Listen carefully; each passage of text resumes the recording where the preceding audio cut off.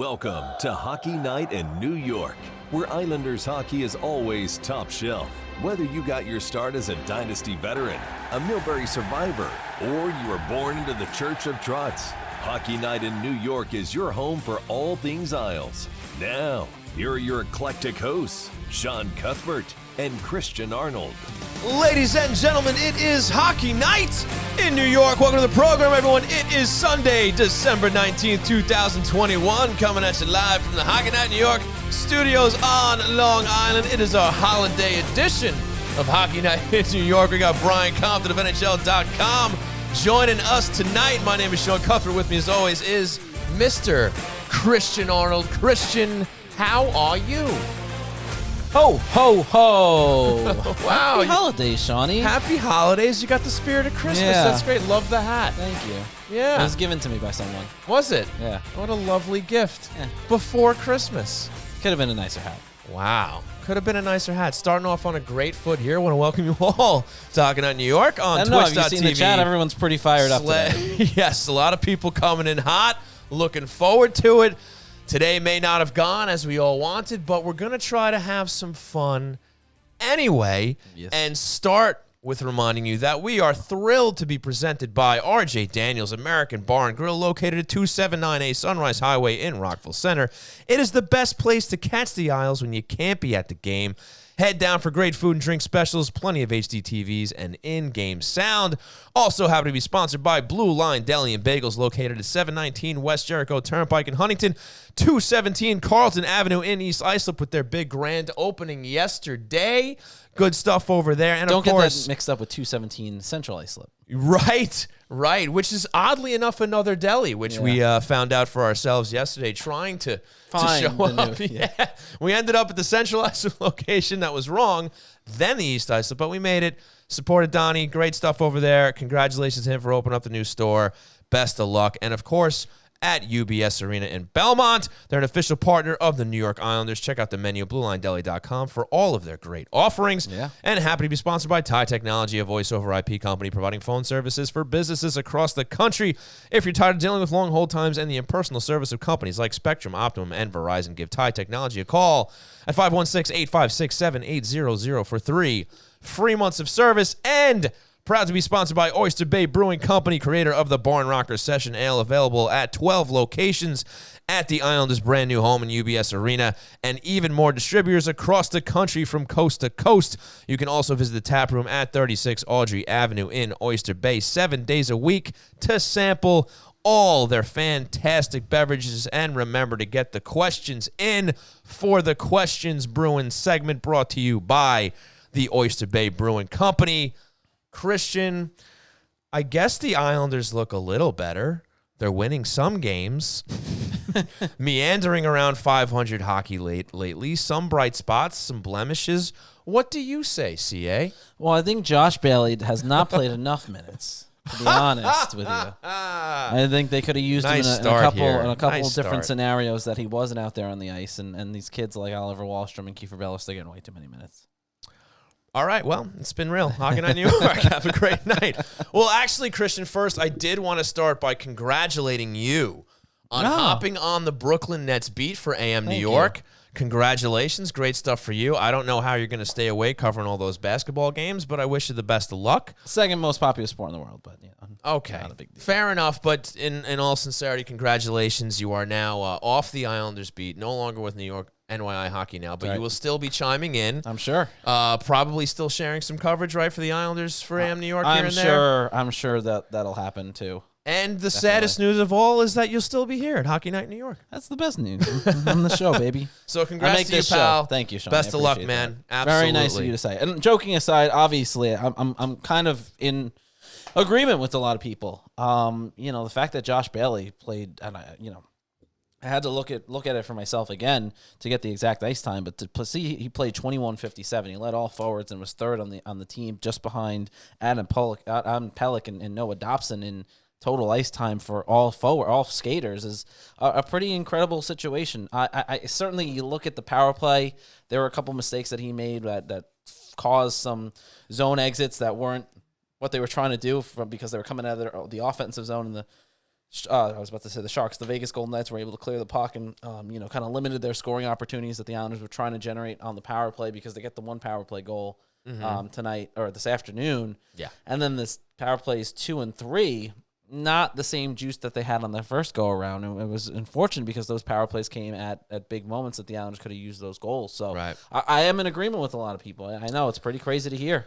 We started touching on this last week with Andrew Gross, and Josh Bailey, unfortunately, looks like the Josh Bailey before he got his act together, before he kind of discovered his game on a consistent basis where he wasn't looking to pass all the time. He was actually putting pucks on net, and he was scoring goals, and he started to become a consistent point producer for this team. And I saw briefly Beelar saying he was, he's been a Bailey defender, and I have been too. For a long time. Yeah. I think his game came a long way over the last few seasons, maybe a little longer than that. Right. But yeah, this season it's hard not to notice that he's kind of fallen back into some bad old habits where he seems almost scared to shoot, where he's always looking past first. And he's also back in the habit of maybe trying to do too much with some of these fancy little plays that he makes, these behind the back passes. And you notice that are great when they work. Right. But when they don't work, it looks bad. And I yeah. think, too, the reason why it's standing out a little bit more, I think especially as of late, I mean, Islander fans have noticed Bailey's sort of struggles at different points of the season for sure. But I think the reason why it's kind of standing out more is because you're seeing a lot of the guys that were more or less kind of in the same boat with like Bailey, where they were thinking pass first, they were trying to come up with that really cutesy, creative play. You're seeing a lot of those guys now just putting pucks on net, quick shots, moving the puck around, looking for those one-timers. They're not trying to be too fancy anymore.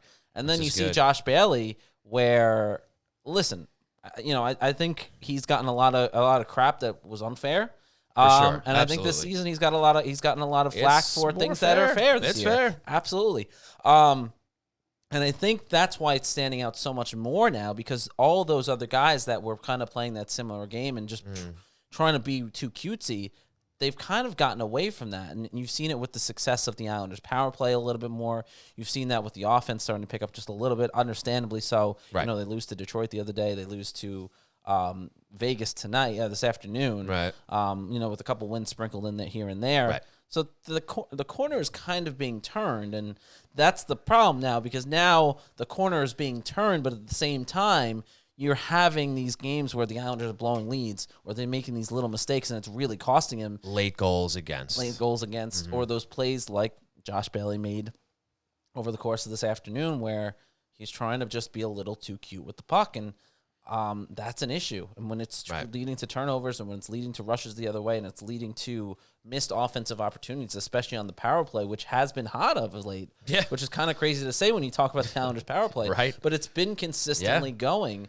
The problem is, in that consistency, there still remains that problem where you get a goal, but then the next power play isn't up to snuff, or the power play after that isn't up to snuff. So it's kind of boiling down to, you're seeing some of those guys who were part of the issue, they've kind of transitioned their game a little bit, and they're learning from their mistakes, and you're seeing guys like Josh Bailey, I think, that are kind of sticking to that, what they're used to, or they're almost, because there's not so much success coming, they're almost reverting back to some of the old ways that they used to get stuck in the past. Yeah, and back when Bailey was more of a, I suppose, talking point on this team, back in the Tony Stabile days, and when we used to talk about him and his struggles and whatnot. Love Tony Stabile. For me, great guy. Miss you, bud. But it always came down to just mentality for Josh Bailey, where he was overthinking things, thinking too much, and then he finally got to a point where he simplified his game. And he wasn't trying to be too cute, and he was putting pucks on net. And I think whenever he seems to struggle, it's always a mental thing, and maybe he's just in his head too much. And this is me just kind of playing, sports, amateur sports doctor right now. I have no effing clue, obviously.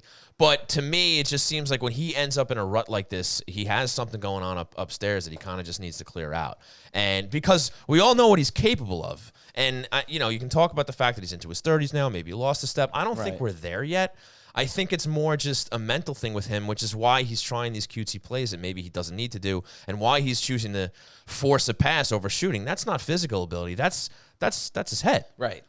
So I think he just kind of has to I don't know, take a deep breath and try to kind of reset himself and get back to just playing a simpler game like the other guys in this team have, like you mentioned. I want to point out, too, of course, we're also taking your questions in the chat for our Questions Brewing segment that we'll do later. Also, we want to mention that it's presented by our great friends over at Oyster Bay Brewing Company. Shawnee is rocking the nice Barn Rocker tea over there. That's right. You can head over to Oyster Bay Brewing Company or oysterbaybrewingco.com. oysterbaybrewing.com. oysterbaybrewing.com and check out their merchandise, check out their great beer as well. Yeah. There is one thing I saw mentioned in the chat too, is that people are suggesting that his play hasn't been the same since the COVID protocol.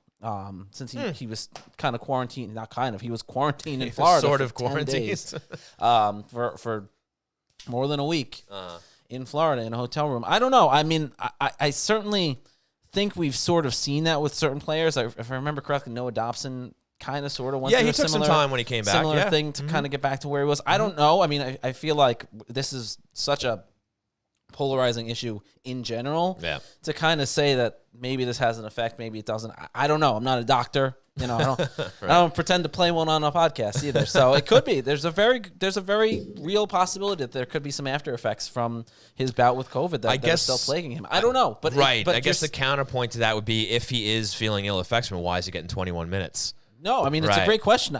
It's a great question. Don't know. You know, Josh Bailey is a guy that, and for the veterans, they've kind of been given always have a longer leash. They kind of been given that longer leash. And if you remember, we kind of talked about it a couple of weeks ago where I mentioned I had asked Barry Trotz, what is the difference between kind of trying to set those messages for the younger players and giving the older veteran players that leash?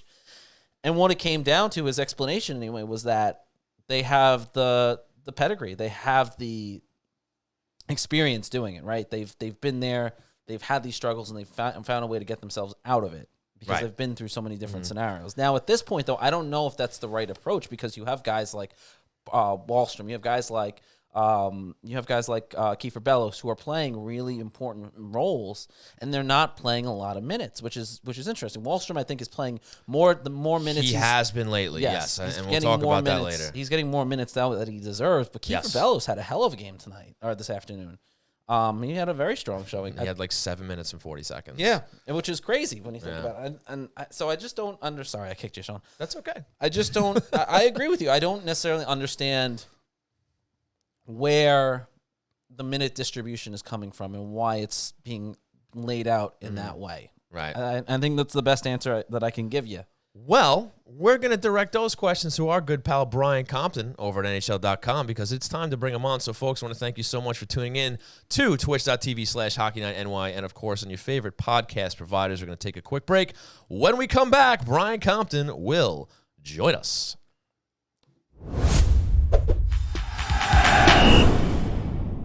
Nikki, where should I go to watch the Islander game? Dad, where should Fran go to watch the Islander game? Just tell her to go to RJ Daniels. Love the Isles? Go to RJ Daniels and enjoy your favorite hockey team with their big screen TVs and in-game sound. RJ Daniels also provides indoor and outdoor dining, catering, a vibrant late-night bar scene, and weekly live entertainment. Need great planials? Go to RJ Daniels. Call or visit online at rjdaniels.com. From the Coliseum to UBS Arena, we're still rocking the barn. We made a product based on something that we're big fans of. You're going to rock the barn, you're going to have a barn rocker. Oyster Bay Brewing Company's Barn Rocker, available at UBS Arena and everywhere beer is sold. I don't want to hear it. It's over. I can't believe they fell short again. Yeah, but they played so well. They made it to the semifinals 2 years in a row. The semifinals aren't the cup. God damn it, I hate those Lightning. They'll get another shot at it next year. I don't even want to talk about it anymore, all right? They lost, okay? Let me just sit here and enjoy the one thing that makes me a little bit happy. This fresh, delicious, tasty, meaty, turkey-filled Blue Line Combo. I eat 3 every day to help keep me strong. Hey, Donnie, can I have one of those? Coming right up.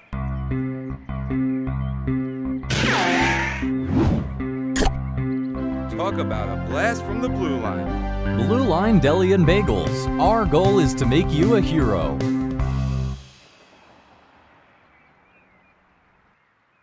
Did you have a nice ice break? Well, it's time to get back on the couch for more Islanders therapy with Shawnee and C. Arnold on Hockey Night in New York. Welcome back to Hockey Night in New York. This, of course, is everyone's favorite segment. But before we get to that, I do want to remind everybody in the chat and listening, if you're listening on Twitch, obviously, and watching the show, you can also tweet at us at Hockey Night NY. Your question brewing, brought to you by, again, our friends over at Oyster Bay Brewing Company.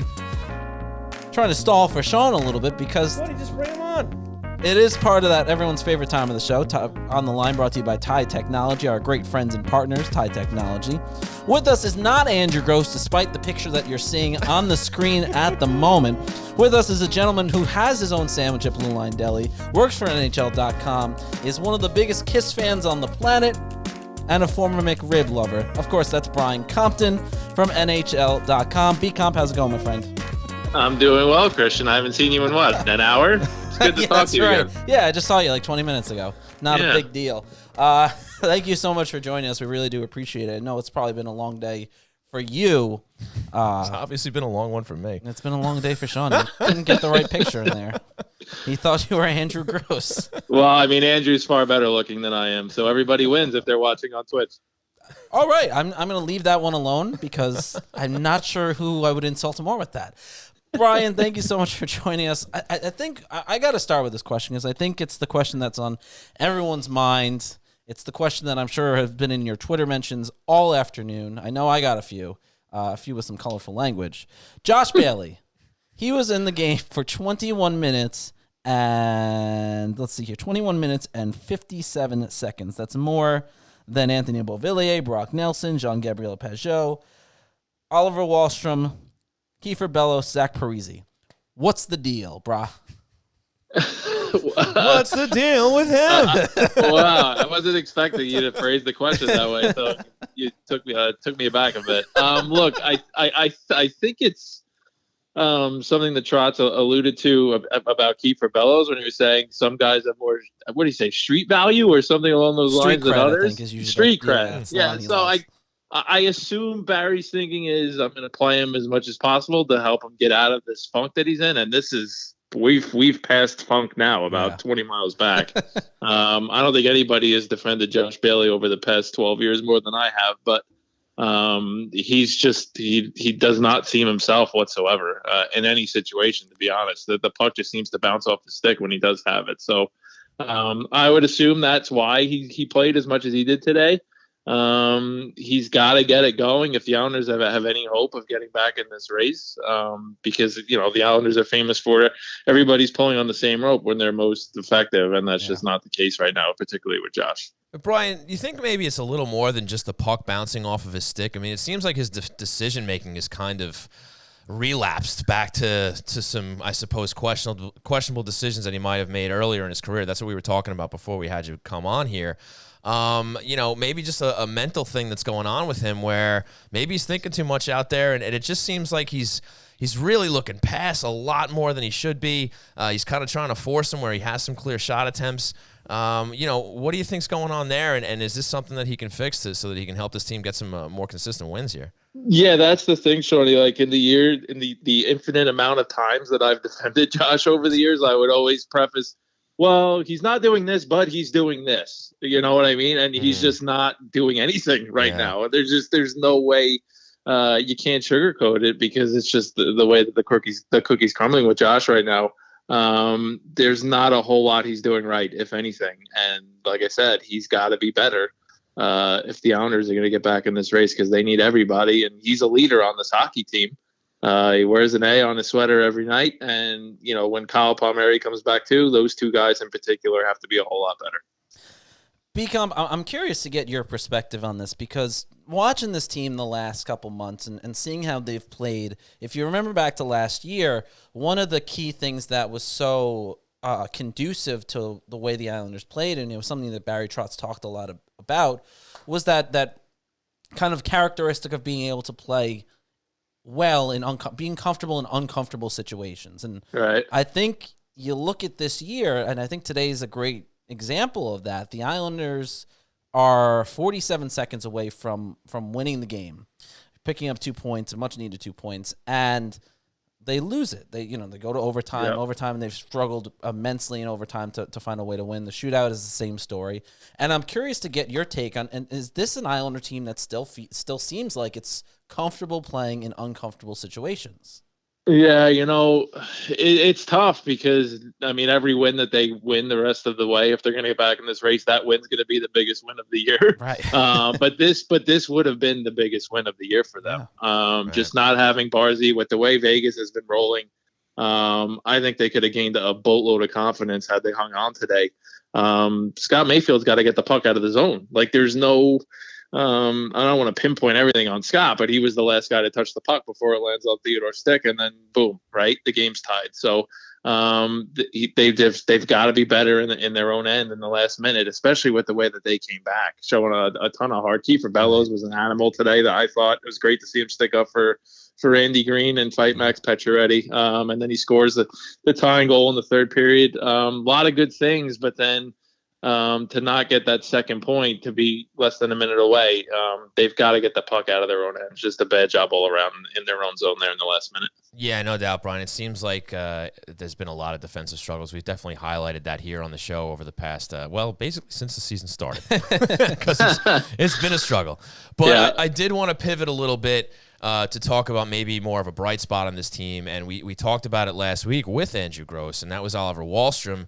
And, a big complaint around Islander country has been his ice time, but it has gone up lately. I think over the last 3 games, he's averaged over 15 minutes, and he's putting points up here. He's got, let me take a look here. He's got 5 2-point games in his last 8, 3 goals, 7 assists for 10 points overall.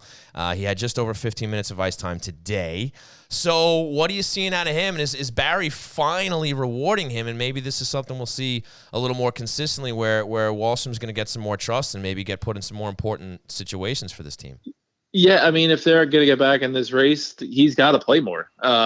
He's, aside from Barzal, obviously isn't available right now, he's their most dangerous offensive player.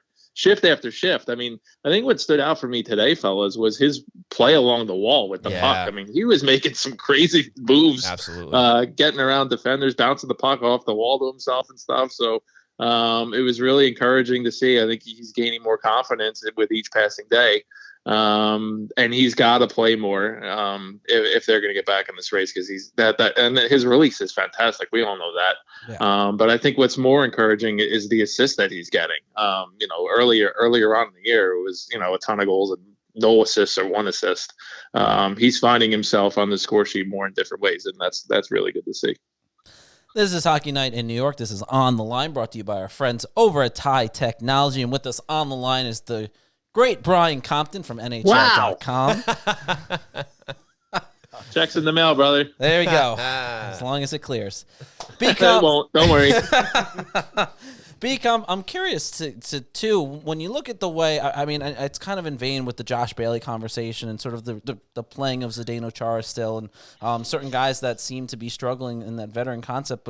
But what is it, in your opinion, with Barry Trotz, that there is always seemed to be, maybe not so much now, you're seeing him integrate Oliver Wahlstrom a little bit more.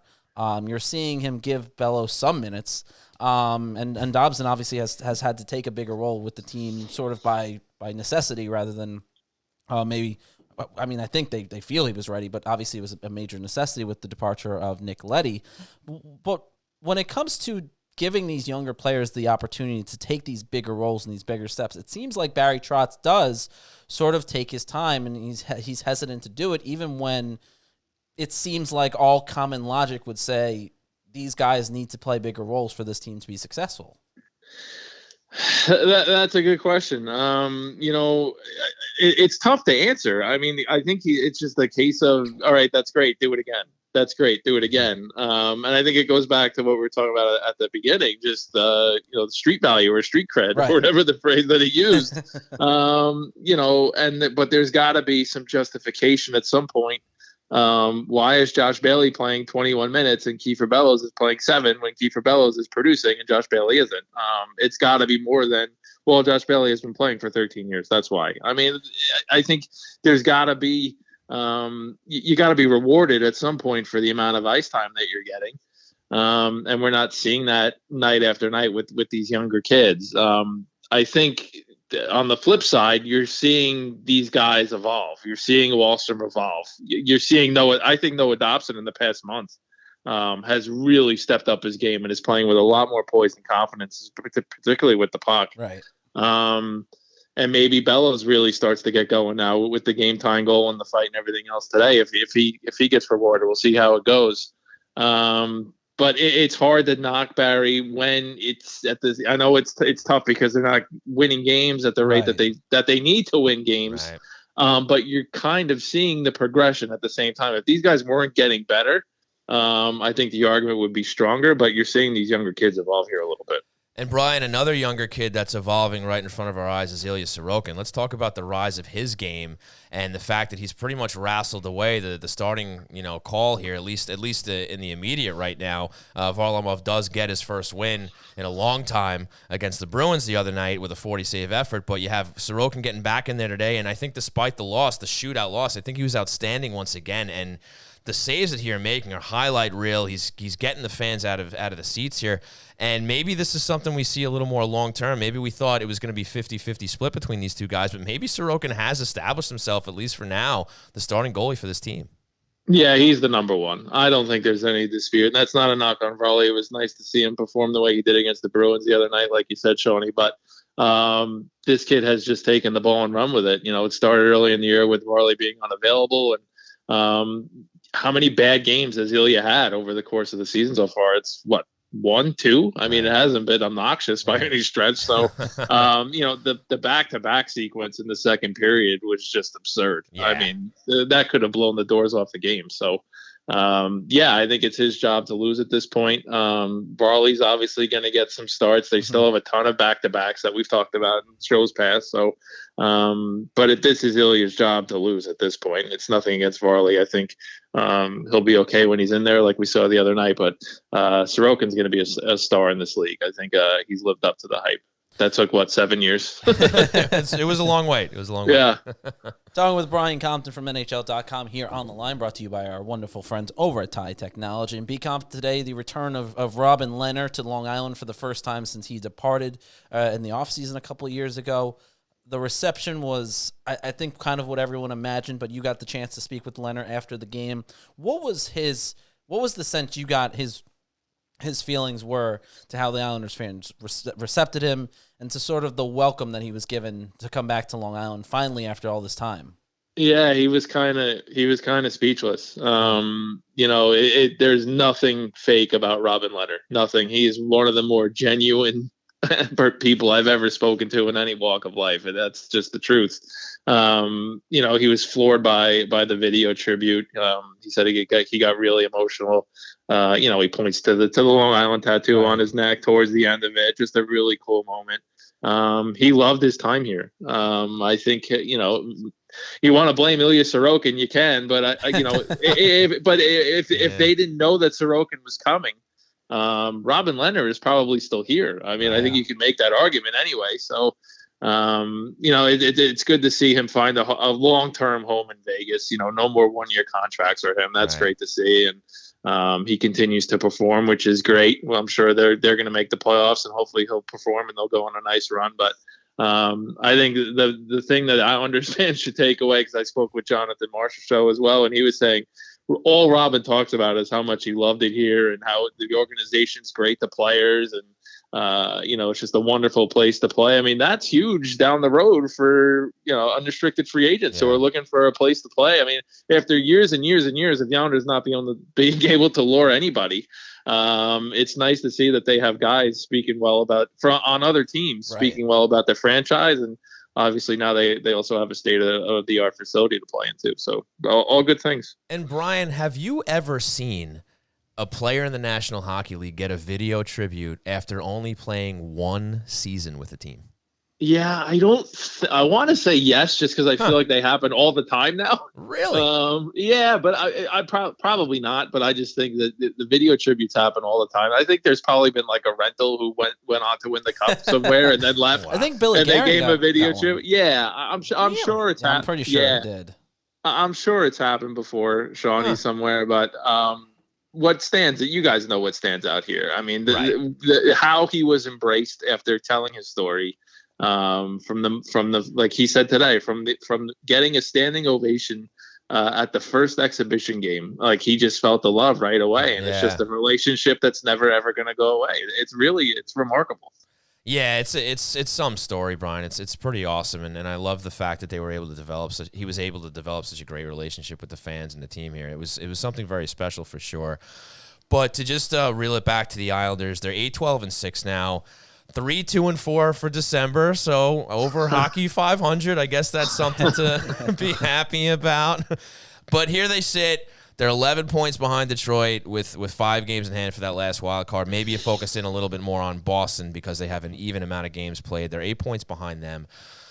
Can this team climb back? 8 points behind a team who may be there instead of Detroit doesn't sound so insurmountable with the amount of games that are left in this season, but with the way this team is playing, and we were asked this question ourselves last week, do you think this is a team who, maybe when they get Pulick back, maybe when Barzal comes off a COVID protocol and no other disasters happen that have, been ailing this team since the season started, can they get back in the mix here and maybe challenge for at least a wild card spot? Yeah, that's the thing. I mean, I think most fans knew just how good Ryan Pulick was before he got hurt. Yeah. But you're really seeing how different they look without him. Yes.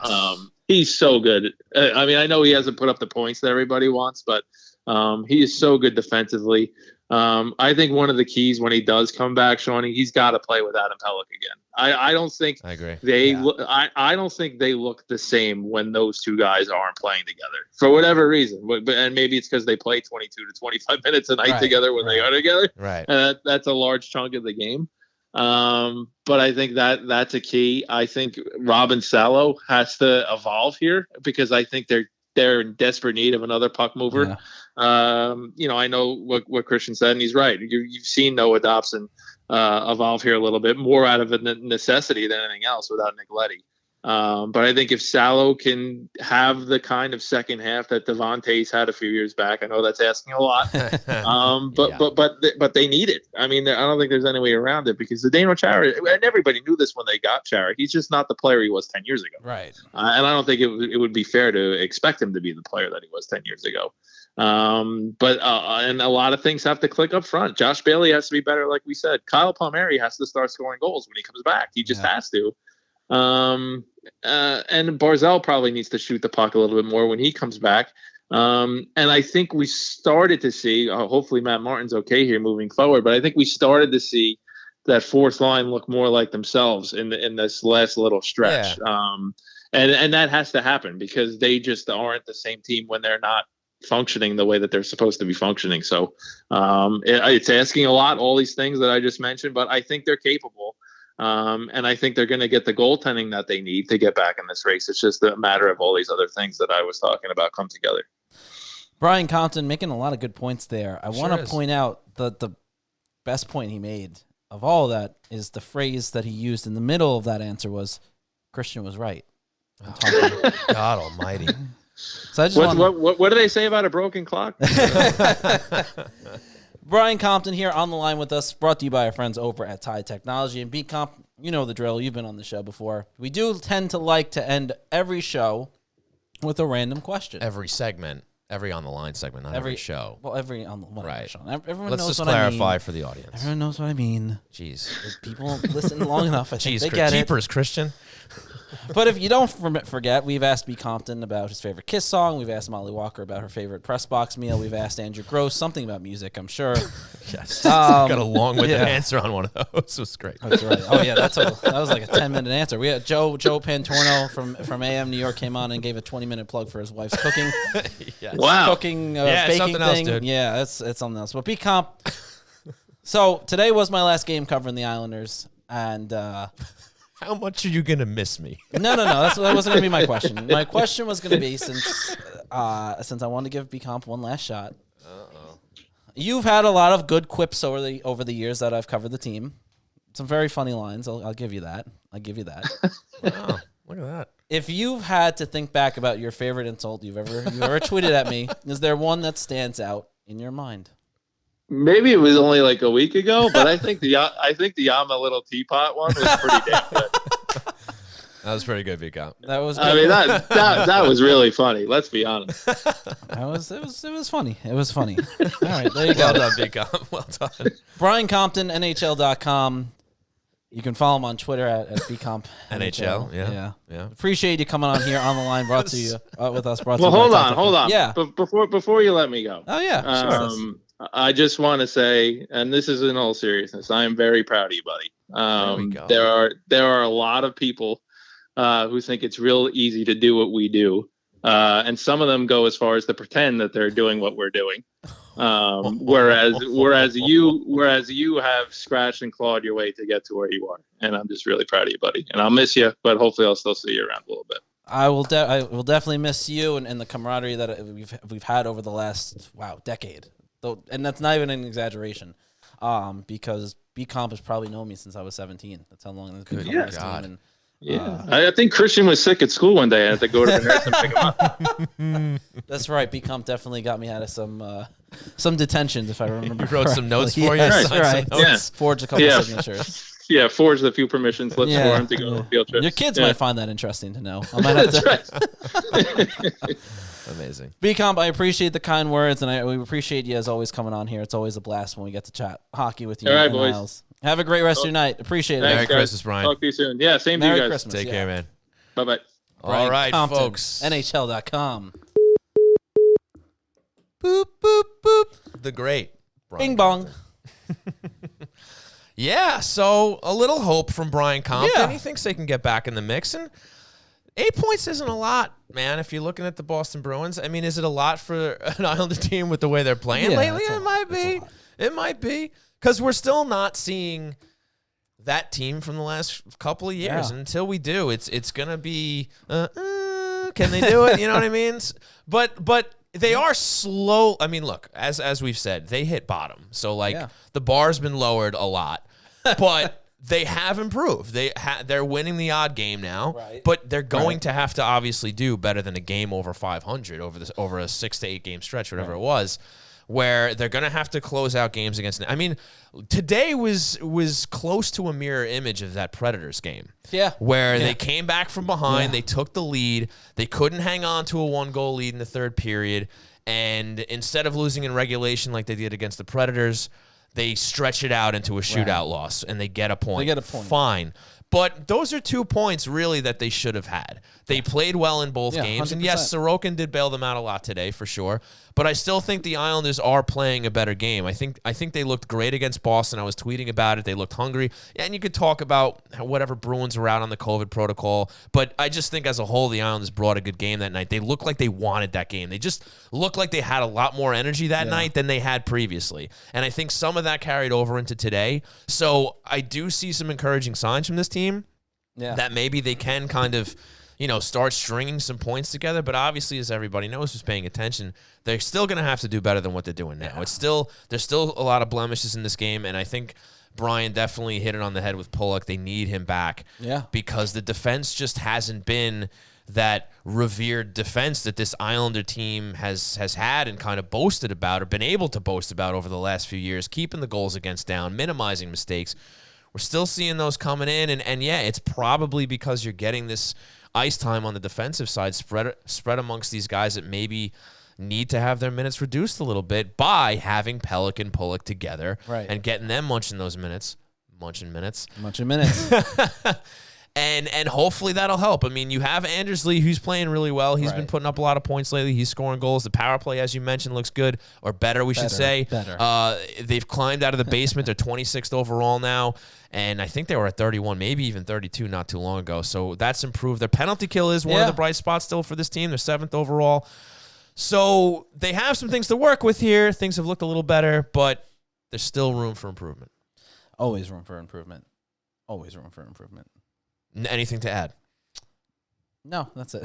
I said always room for improvement. Oh, okay. Always room for improvement. Actually, the Boston game was they play well, and I will say even without COVID, without 3 players on the protocol list, that's a big win for the Islanders. That's a needed win that they had to have at home. Yeah, you had Barzal on the list. You had Martin and Salo that were added to the list. No, Martin and Salo played in that game. Yes, they did. Right, they were out today. But they got added to the list today. Right. But the Boston game, they played well, and that's a good win.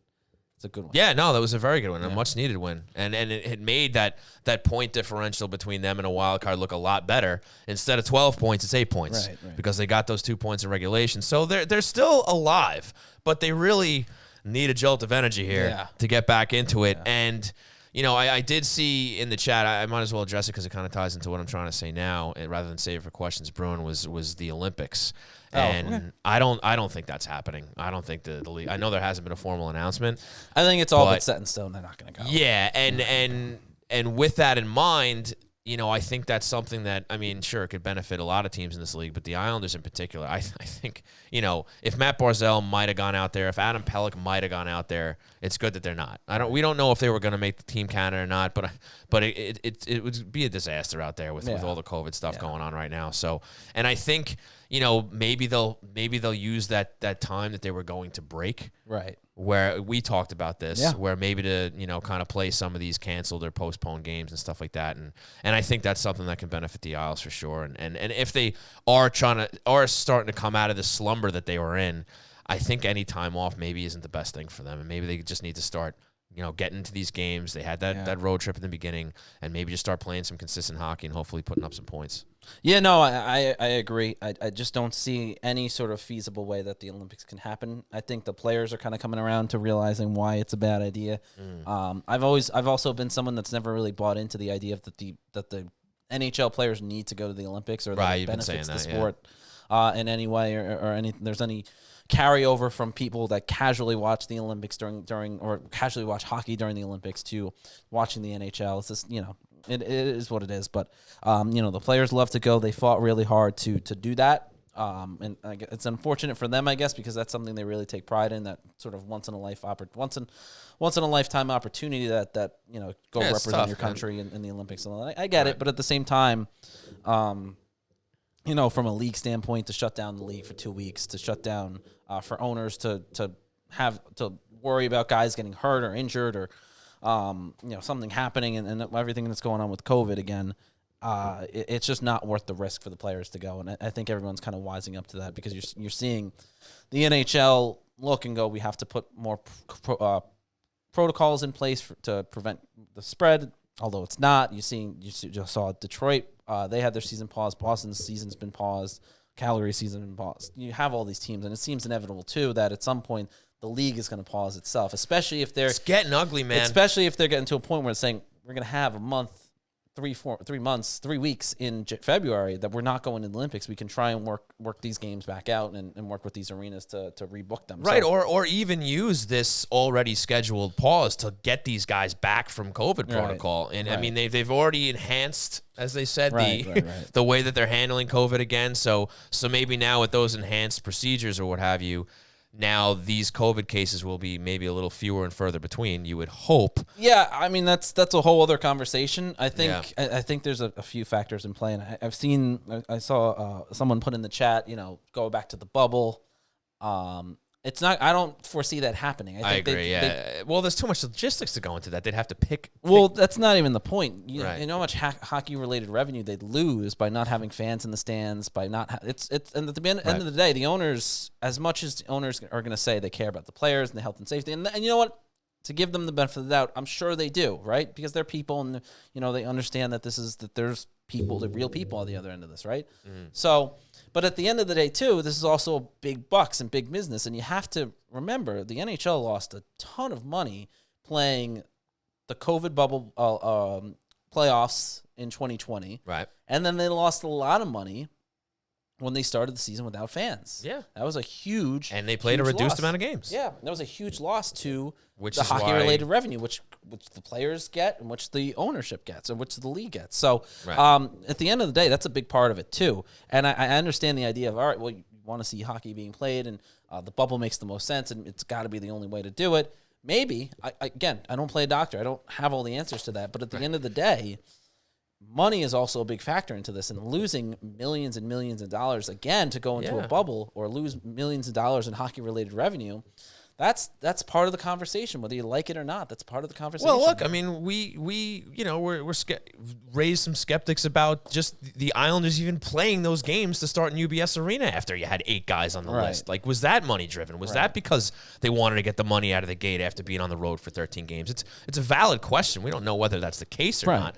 Unfortunately, the Islanders ended up being the guinea pig of the league this year. It seems that they had them play those games. Yeah, but San Jose went through it too. I'm like, I get it. San Jose went through it. Ottawa, like, I understand. Well, my point is, I understand people's, but I saw it so much today, especially. I feel like, because especially in the last couple of days, because of all the teams that are now having their seasons paused, right? With less players out, and that's the gripe. It's a valid gripe for Islander fans. I understand. Sure, that. but like the Islanders aren't the only team that got screwed by this, right? Like San Jose went through it, Pittsburgh went through it, Ottawa went through it. They had their season paused at a certain point, but they got to 10 players at that point, right? And that was more than the Islanders. It took them more players than the Islanders had to get their season paused. So I understand the gripe, but I think again it goes back to a lot of different factors. They're trying to get these games in. They are trying to make sure they're getting the gate and the hockey related revenue, and they don't want to lose money. I understand. And to reschedule all these games, it's got to be a real pain in the butt, right? Because you're working with a lot of different issues. Also, what happens if COVID becomes a bigger issue worldwide again? Like it's there's so many factors it's kind of a mess right now. Dealing with it's kind of a mess. There's a lot of factors that go into it, so it's easy to go, well, the Islanders got screwed and this and that. And I agree. I think the season should have been paused, but also it should have been paused earlier for Pittsburgh, for San Jose, or it should have been paused for San Jose, for Pittsburgh, and sooner for Ottawa. But the league dragged its feet, and they were still they didn't know what they were doing. Right. It's not as though the Islanders are the only team that got screwed by this. A lot of teams got screwed by this. Absolutely. And it's crazy, man. Every time I seem to open up my Twitter feed, I'm seeing a tweet about another couple of players that are going on protocol or another team getting canceled or delayed. Yeah. It's just not a good scene right now, and I think I had spoken to T. Boyle actually off the show, and he was asking about it and saying, hey, do you think that we're going to get a pause league-wide? And at the time, I said, no. I said, they're just going to keep kind of rolling in these, brief pauses here and there. But if this stuff keeps adding up, they might have to. Yeah. Because it's getting really ugly. So we'll see. But just to swing back to the Isles and the fact that they're starting to come around a little bit, starting to get some points, starting to look a little better. Just to highlight a couple of guys, I talked about Anders Lee. He has 6 points in his last 6 games. He had an assist today. JG Pajot, 5 points in his last 8, and it was only maybe 2 weeks ago where we were saying, hey, Pajot's got to get it together. He had a big goal today that factored into at least getting a point. We highlighted Wahlstrom earlier with Brian. We spoke a little bit about Bellows. So there are some bright spots despite some of these dark spots that we're seeing, and we're also seeing Zarnik getting back up with Barzal out. He's looked good. I think he's looked pretty good. Austin Danger Zarnik. He's played well. He's played well in the opportunity he's been given. That's a bright spot for the Islanders. I mean, that is sort of the half glass full, I guess, mentality. And I think Barry Trotz talked about it a couple weeks ago, where you look at it and you go, all right, you're going to learn a lot about what you have in the stables. No pun intended here, but you're going to learn a lot what you have in the stable when it comes to having to put a lot of these guys into uncomfortable situations. Grant Hutton, you learned a lot about Grant Hutton and where his development was. What you had in Austin Zarnik, we learned a lot about even Richard Panik, who was an NHL caliber player. So I think. If you're looking at the half glass full or a positive mentality, there you go. You learned a lot about what you have in the reserve. So that's something if you're trying to go that route. But that's something. It is what it is. Yeah, and before we get to what's on tap, just looking back at these games real quick, you had the Tuesday night loss against the Detroit Red Wings, 2-1 loss. Rod Wings. The Rod Wings? The Rod Wings. The Hot Rod Wings? Hot Rod Wings. So, yeah, the Wings are coming around a little bit. They've gotten a little bit better. They're in a wild card spot right now. I don't think anybody saw that coming at any point this season, but there they are. We'll see if that lasts. But the offense was stifled again that night, and that's kind of part of this inconsistency we've been seeing with this team, where it took all the way until the end of the game where they're down 2 goals. They pull the goalie. Anders Lee finally breaks through, and they ultimately fall short. Right. And this is the thing. If it's not defensive mistakes that are costing this team, it seems to be the offense. And there's just been too few games this season where they've kind of put everything together. Yeah. No, it's happened a lot. I mean, we saw it a lot earlier in the year too. And then even kind of that turn almost, right? Like, the Nashville game earlier in the season, you kind of saw it. You saw it. I mean, there's so many games you could think back as the seasons, even when they're turning a little bit, you could see like they're a little bit there, and then you're like, oh, they're still making the same mistakes. They're still doing this and that. So, I mean, it is what it is. I mean, it's unfortunate that it keeps rearing its ugly head in games that they need. Detroit, it's a game they probably need to win or need to get a point from. Yeah, and Thursday, we talked about it a little bit. They get the win against Boston. I was there for that. Well, I was there as a fan. I'm not a fan. As a fan! He was there as a spectator. Fan! Well, yeah, I paid. Well, you said as a fan. As an Islander fan. Spectator. Right. Or a hockey fan. I was there as a spectator. Oh, okay. Yeah. You're in the seats. Shout out. How'd that feel? Shout out Donnie Bagels. Those are his tickets. Shout out Donnie Bagels. What a guy. What a guy. But Robin Salo got his first NHL point. I believe that was on a power play assist for Anthony Beauvillier. So congratulations to Anthony Beauvillier. So congratulations to Robin Salo on his first NHL point. I feel like if he didn't end up on the COVID protocol list, he probably would have played today instead of Sebastian Aho. Yeah, 100%. But wasn't to be because of this pandemic that we're in. So they get the 3-1 win. We talked about that was good. Cal Clutterbuck almost gets a hat trick on 2 empty net goals. Right. He ends up having one real goal. He gets the second one, hits the post on the hat trick attempt. Doesn't work out, but he had a solid game. And as Brian mentioned during his session, that looks like that fourth line's playing a little bit better. And I think Cal Clutterbuck is kind of leading the charge there. He had a good game. Of course, today, Leonard's return, we talked about that. Yeah. Andy Green's 1,000th game was celebrated today. Yes, it was. That was a nice touch. It was. He got the silver stick. That seems to be tradition for 1,000 games. There you go. I want one, but I have 0 Andy games, Green. so I don't think Andy I'm Green if you can have his. Going to get one. But, yeah, I mean, we kind of discussed this game earlier. I mean, it was kind of a reflection of that Predators game. And look, they're just going to have to try to minimize this inconsistency or increase the consistency and just try to put a better effort forward. And maybe, again, that comes with Barzal and Pulla coming back. But at least there are some encouraging signs. What do you got? Mellermini in the chat goes, Christian, I thought I saw you today, screamed hello, and realized it wasn't you. Okay. Well, what are you going to do? Sometimes you see somebody you think and you're wrong. So what do you think of what's on tap? I say, well, let's check it out.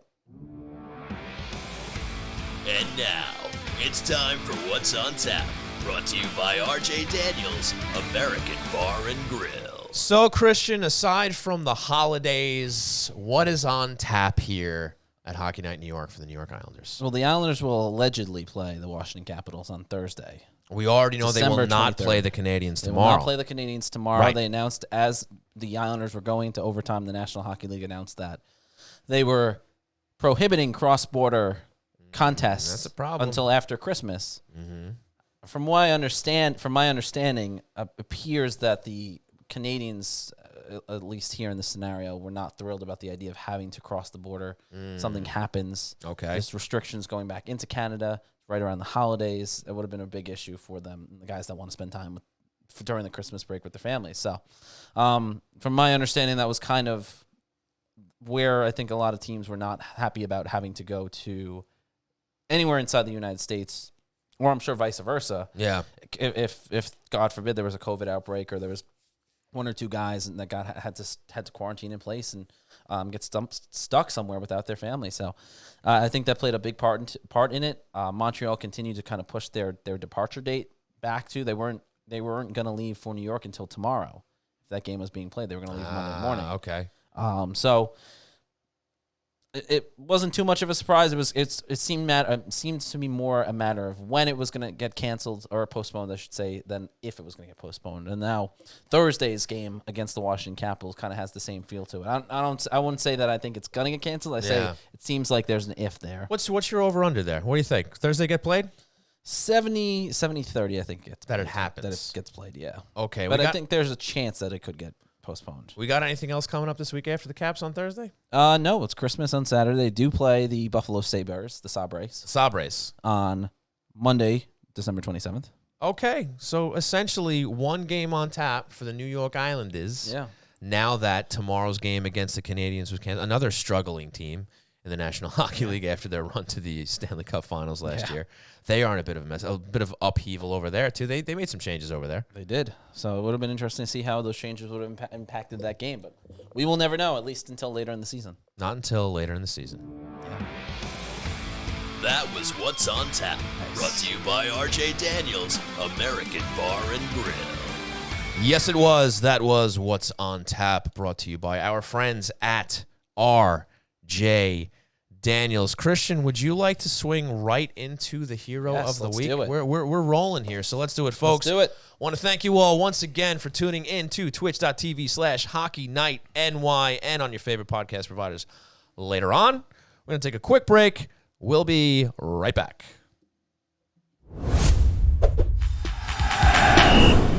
Customer service is the backbone of any great business, and reliable telecommunication is essential to keeping your client base happy. Introducing Ty Technology, a low-cost, flexible internet phone service founded on the idea that every customer deserves exceptional service while providing simple setup and management and easy integration to clients across the country. Ty Technology will not only create a custom solution tailored to your specific needs, but will partner with you to provide a competitive edge to you and your clients.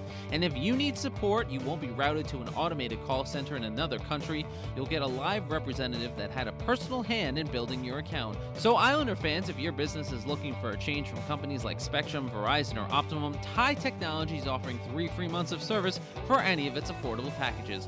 Just call 516-856-7800. That's 516-856-7800, or visit them on the web at TieTechnology.com. That's Tie, T-I-E Technology.com. Tie Technology, the right choice for your internet phone service.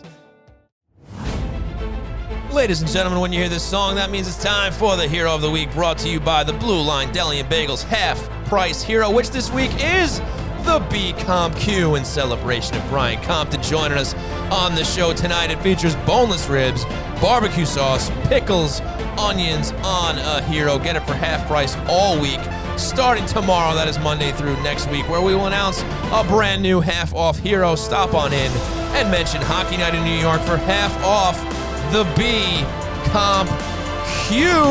So, Christian, with the introductions out of the way, why don't you share with us who your hero of the week is?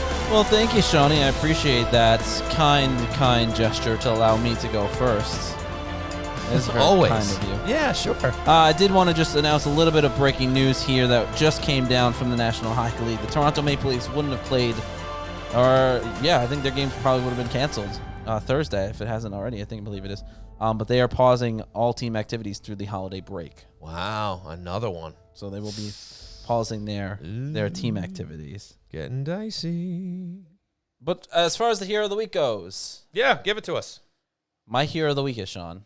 Mm-hmm. Why don't you hit the button, show the people? Oh, okay. Sure. My hero of the week right there. What's his name? Oliver Wahlstrom. Okay, tell us why. He's great at hockey. No, I think we've talked a lot about it a lot. Oliver Wahlstrom certainly has had himself, a good couple games, and he's really turned on his play. And you look at, excuse me, you look at, despite the fact that he didn't have the minutes that I think people would have imagined he would have. He had a 2-point game today, pair of assists. He had a 2-point game the other day. A lot of 2-point games. I believe he had a point in the Boston game for the Islanders, if I'm not mistaken. I have to double check that. Sure. But Oliver Wahlstrom has been playing up to snuff as the player the Islanders need him to be. He didn't have a point in that game, so I was wrong. But 2 points against New Jersey, 2 points against Nashville back on December 9th, and then 2 points again today against the Vegas Golden Knights.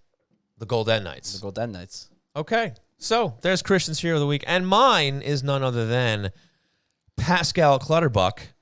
After talking about his game in the game against the Bruins, the big win, almost gets the hat trick. Talked about him already a little bit, but Cal Clutterbuck is getting my hero of the week because, like I said, he's kind of leading the charge there a little bit on that fourth line right now with Casey Cizikas and, at least for now, Ross Johnston. He's looked a lot more like himself, and he had a goal disallowed today. He put a nice puck in the net, and then the offsides review brought it back. Would have been a nice one. Didn't count. You remember that? Yes. That's why Pajot had to score again. Yeah. It was nice to see, and then they still managed to not win. But Cal Clutterbuck, Oliver Wahlstrom are your heroes of the week. Brought to you by the Blue Line Deli and Bagels, half-price hero. Again, the B-Comp Q with boneless ribs, barbecue sauce, pickles, and onions on a hero. Get it half off. All you have to do is mention Hockey Night in New York. Yeah. So, Christian, you want to answer some questions? Yeah, let's do it. All right, it is time for Questions Brewing, brought to you by Oyster Bay Brewing Company this week, featuring the IPA, another fantastic offering from Oyster Bay Brewing Company. Great stuff coming from them. So, Christian, let's fire away. Let's do it. Questions Brewing. All right, Question Brewing. Mike, 4652 Question Brewing. Why won't Barry Trotz bench Josh Bailey? He clearly needs to/deserves to sit. Well, we covered a lot of Josh Bailey earlier in the show, and we see what you're seeing. We do. Is that going to lead to a benching after seeing him get 21 minutes today? It doesn't look like it. It doesn't look like it, and we've seen how Barry Trotz seems to like to lean on his veterans, maybe a little more than the rest of you guys kind of like, but that's been his MO. And he must have still some trust in Bailey, despite the lack of production, despite the fact that he's making some mental mistakes out there, because we're not really seeing his minutes getting reduced. So I don't know why he's not getting benched. I guess it's just because he has that trust, because he is a veteran, and Barry Trotz is putting faith in him turning his game around. And I suppose maybe he says to himself, you know, is this really going to teach Josh Bailey a lesson at, 32, whatever his age is? Or is this just a guy who's going to have to fight through it? Maybe instead of benching him, you reduce his minutes and you give somebody else some more of his. I mean, that maybe works a little bit better. But I don't know if I foresee a benching in Josh Bailey's future. Yeah, it just doesn't seem like that. Yeah. MJ Beckman, by the way, I did think about giving my hero of the week to Kevin Durant. Guy put up 50 points to carry the Brooklyn Nets to a win before he had to go into COVID protocol, or the NBA's version of Christian, COVID protocol. that's winter boring ball. We don't talk about that here, so just the most popular, one of the most popular sports in the world, John. But sure, but that's not what we cover. T-Boyle13 asking Question Bruin: do you see the players going to the Olympics at this point, or is it over? I think we kind of addressed this as well. Right. It's over, brah. It's over. Yeah, I don't think it's happening. And honestly, if it does, it would probably be a disaster. Yeah. Because that's something the NHL does, and then like 30 players from like your best teams and superstars and they're trapped in China for over a month. Like that just has disaster written all over it. I'm actually just very interested to see what the contingency plan is. Like, are they just making phone calls to some amateurs right now? Hey, you want to go to China? You know, I mean, it's so close now. And what's the backup plan? Because they must have had some kind of backup plan for if, you know, they had it decided maybe, you know, previous to now, right? Maybe where they were like, okay, if it gets to a certain point, they decide that, you know, the NHLPA decides they're not going to go. Right. We'll send some other guys there, fine, whatever. But we're so close now to the Olympics actually it's happening. Gonna be interesting. What are they going to do? It'll be interesting. I don't know, because I know when Shawnee and I drove out to West Islip to visit Donnie and see the new East Islip, and that's why we went to the wrong deli the first time. But when we drove out to Islip, we had this conversation, and thinking back to it now, I said to Sean, I have to imagine the NHL, the hockey associations, USA Hockey, Hockey Canada, et cetera, have put in calls to these players beforehand and said, listen, there's a chance like these guys aren't going to go. Yeah. You're on our reserve list. You're on standby. You're on standby. Yeah. So like we could call you like tomorrow, or we could call you like 3 days before we need you ready to go. Are you in? Right. But even at that point, what happens now with so many new issues with the COVID pandemic and restrictions? And do those guys even want to go? Right. That's the question I was getting to. Yeah. So I don't know. It'll be really fascinating to see how this plays out. Will there even be hockey teams competing at the Olympics? I mean, valid question. Months ago, I would have said no. Someone will be there. I don't know anymore. I really don't. Yeah. I really don't. Question Bruin. B-Lars 89. Question Bruin. What's up, Brock? Do you see Varlamov being expendable, maybe offered in a trade to bring in a player from a team who needs a goalie, maybe like the Oilers? That's something we've discussed here before, I think. Well, I think that's kind of changed. Like, I think we're right, we have discussed this, but I think now, thinking to where the Islanders are and who's the better, more successful goaltender at the moment, do you think you could survive with like a Ilya Sorokin and insert goaltender back up here? Survive is a good word to use. And would it matter at that point? Right. Like, is Varlamov going to be used as a trade to salvage the season? And that's not to imply that that's where you're getting at, Brian. But But I don't know if now is the time to even do it. I think ultimately that could end up being a good idea. I could see him being moved at the deadline if the team's out of it. I could see a couple of guys being moved at the deadline if they're out of it. He Josh would Bailey. be a candidate. Maybe. I Maybe. genuinely He's a think, veteran guy. I think especially if they fall out of playoff contention, but he turns his game around, he starts to look more like himself. Yeah, Josh Bailey, I think, is definitely a guy that could be dealt at the trade deadline. But as far as Varlamov goes, I think they need them both there right now, and especially because of the porous play we've seen in the defense, the mistakes that are being made, and they need these guys to bail them out. Now, maybe Varlamov hasn't been playing as good as you might like to see. Obviously, Thursday against Boston was encouraging. He looked a lot more like himself, and I think that's ultimately what we're going to end up seeing from Varlamov. And I think you want to use those two guys together right now, and I think we kind of need to see what happens between now and the trade deadline before you even think about Varlamov getting dealt, and if it ends up being something that could benefit them where they put their faith in Sorokin, which I think he's proving game in, game out that that's something they're going to be able to do. But then they have to replace Varlamov with somebody else. Obviously, this is going to be a lesser goaltender. They're going to be on a lower contract, which is nice. And Varlamov might be able to get you something back because he still is a very good goaltender despite his recent struggles. So it's something you definitely look at some point. I just don't think now's the time. Question Bruin, Melormenia 22 asks, why can't the Islanders win a game in overtime? It's a great question. I think it kind of boils back to, Mel, sort of what we were talking about earlier, and it's that you see the Islanders. Today wasn't an example of that. Today wasn't an example of that. They played a very good overtime period. They did. But in previous overtimes, I think it's the same thing that Sean and I were kind of talking about at the top of the show. It was that necessity to try and be super cute with the puck and try and create the perfect play. Right. And instead of just shooting the puck and trying to create that sort of garbage goal or that rebound goal, whatever the case may be. And so, because there's a lot of open ice, there's a lot of room to be creative, but maybe for some certain Islanders, that's a little too much room to be creative because then they try and get a little too cute with everything. So I think that's part of it. I think that's why you saw a much more successful power play overtime period by the Islanders today than you've seen in the past. It was a little more simplified. It wasn't sort of that, let me try and do 10 million things. And not for nothing, but 3-on-3 overtime is really where you see your puck-moving defensemen shine. Yep. And Nick Leddy and back in the past, Devon Taves were big parts of that. And not having a Nick Leddy back there, and yes, they have Noah Dobson. Yes, he's coming along. And yes, he'll probably be one of those guys. And having Ryan Pulock out of the lineup, I think those are huge factors as to why these guys can't win in overtime because you need those guys, especially, look, you've seen it in overtime with the back-and-forth rushes. You need a guy, that defenseman you have out there to be able to help push that puck up, contribute offensively, and I think missing guys like Leddy and Pulock right now, Leddy permanently, Pulock temporarily, is really hurting them in overtime, and it's made it more of a struggle where they have to maybe rely a little bit more on the forwards to push the puck towards the other end of the ice, and I think that might be something that's definitely factoring in on why they're 0-for right now in overtime. All right, Shawnee, next question. We'll go to Thomas Panic. Question Bruin, do you think we'll see more injuries popping up around the league with so many players being shelved with very little activity due to COVID, only to ramp things up again too quickly? It wouldn't surprise me. I kind of agree with you, Thomas. I mean, you tell us. You're out there on the ice down in Bridgeport. You tell me. You educate me. No, but joking aside, I tend to agree. I think that the lack of movement and lack of activity I think certainly has kind of come into play, especially when it comes to getting guys back on the ice after going through COVID protocol. Bless you.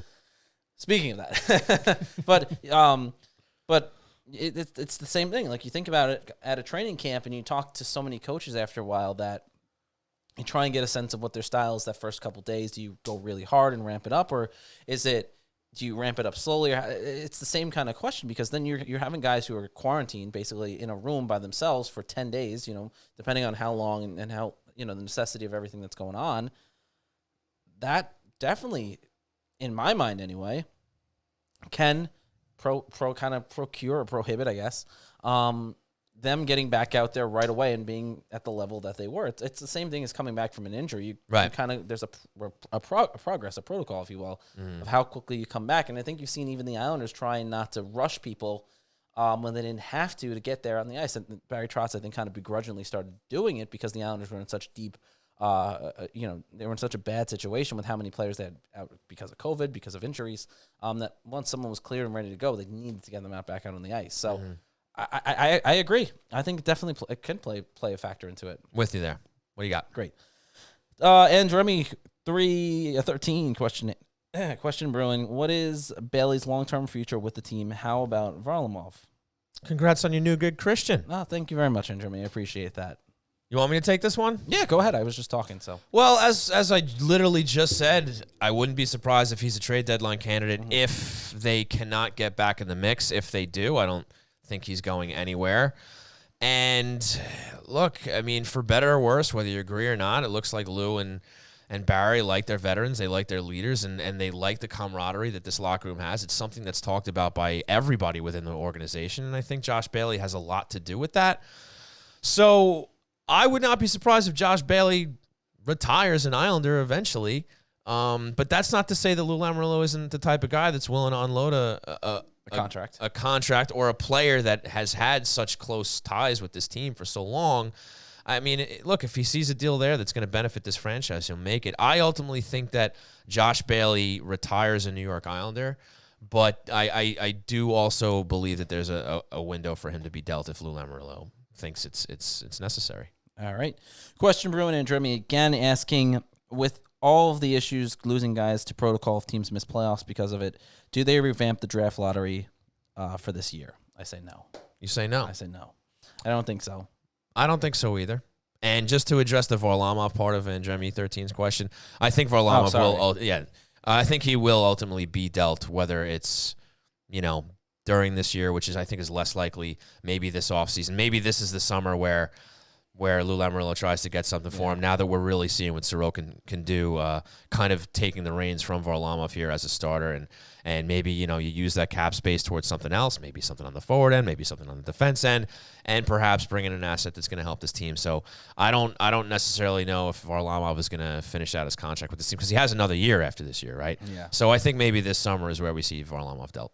And finally, Melamina 22 asking, question brewing, what about the coaches and GMs who are leading the team? She's referencing, I believe, the Olympic coaches and Olympic GMs that are obviously Olympic or NHL GMs and NHL coaches. I believe they don't go. Oh, I agree. I think no, they don't go. I agree that they do not go. No, yeah. Yeah, I agree that they do not go because of their association with the league. Right. Since the league is not going, they will not go. Correct. I think they're gonna, which is again, what do they do now, right? Yeah. Who staffs those benches? Who literally staffs? I hear David Quinn's not doing anything these days. I don't think he is. That's true. Yeah. Look, your guess is as good as mine. I agree that I don't think that anybody's gonna go. But, on the GM and coach side, but what do they do as a backup plan? I guess you just have to assume, like you said, that they have some backup and contingency plans in places to kind of scramble and get people out there. Or, like you also said, maybe they just shelve Olympic hockey this year if the Olympics even still happen. Yeah. That's a whole other conversation. Right. Whole other conversation. All right. Well, that's questions brewing, Shawnee. That's all we got today. That's all we got. All right. Well, folks, as always, thank you so much for throwing your questions at us here for the Questions Brewing segment brought to you by Oyster Bay Brewing Company. Christian, we got anything else here? Are we ready to wrap? Let's wrap. Christian's ready to wrap. So, folks, going to play this music for you right here. And we're going to get out of here. I want to thank you all so much for tuning in to twitch.tv/HockeyNightNY and your favorite podcast providers later on. Huge thanks to Brian Compton of NHL.com for joining us. Always a great spot with him. And, of course, a huge thanks to our great sponsors, RJ Daniels American Bar and Grill, located at 279A Sunrise Highway in Rockville Center. The best place to catch the Isles when you can't make it to the game. And don't just go for the Isles. They have live music, comedy nights, trivia, and a late-night bar scene. They have it all. And, of course, a big thanks to Blue Line Deli and Bagels, located at 719 West Jericho Turnpike in Huntington. Their brand-new location in East Islip. And, of course, UBS Arena, an official partner of the New York Islanders and the greatest deli around. Check the menu out at BlueLineDeli.com for their great selections and hockey-themed heroes. And a huge thanks to Ty Technology, a voice-over IP company providing phone services for businesses across the country. Check them out at TyTechnology.com for all your telecom needs, or give them a call at 516-856-7800 and get 3 free months of service. And, of course, a huge thanks to Oyster Bay Brewing Company, located at 36 Audrey Avenue in Oyster Bay. You can order their great beers and merchandise at oysterbaybrewing.com for curbside pickup, local delivery, or shipping anywhere in New York, and get 15% off with coupon code If you dig what we're doing here at Hockey Night in New York, please follow us on Twitch.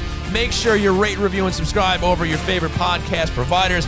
And if you want to follow us on the social medias, follow Christian on Twitter at C_Arnold01. Follow myself at Shawnee Hockey. Follow the show at Hockey Night NY on Twitter, Facebook, and Instagram. We hope you all have a very happy holidays. Merry Christmas, Happy Hanukkah, whatever you may celebrate. We'll be back next week for Christian Arnold. My name is Sean Cuthbert. We have been Hockey Night in New York. We will see you next week. Bye. It's the most wonderful time of the year.